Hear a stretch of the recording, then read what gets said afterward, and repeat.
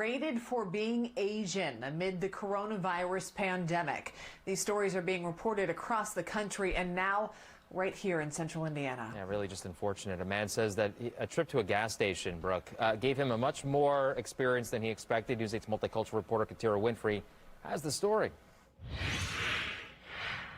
Gas and a cup of coffee is all one man said he tried to get when he came to this Marathon gas station a couple of days ago. But he said when he went inside, the clerk immediately started yelling at him, asking if he was Chinese, and told him to leave. The sign on this gas station's door says coronavirus prevention. Do not enter if you have a fever or feel ill.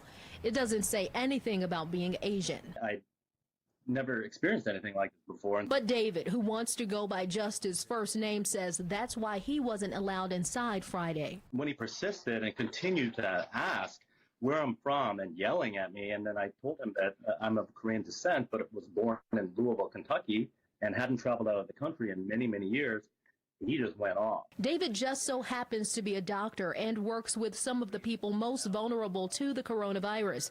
He treats cancer patients. He stops here often, traveling in and out of Indianapolis, but won't be coming back. He was very angry and told me to get out, was not allowed to buy anything there, not allowed to use the bathroom there, never come back, don't ever come back, in a very violent and hateful way.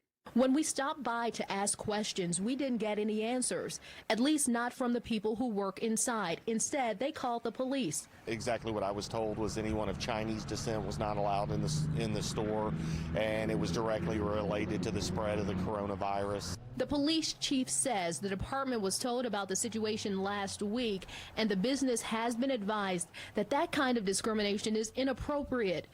It seems like this is a case of one employee who probably stepped over the line.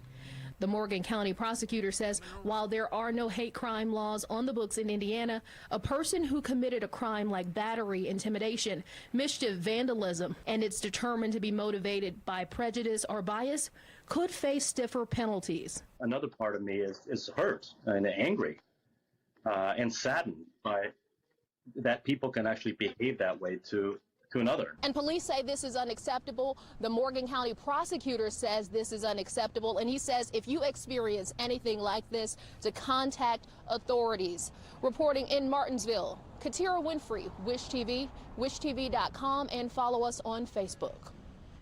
Unacceptable indeed, Katira. Thank you very much. New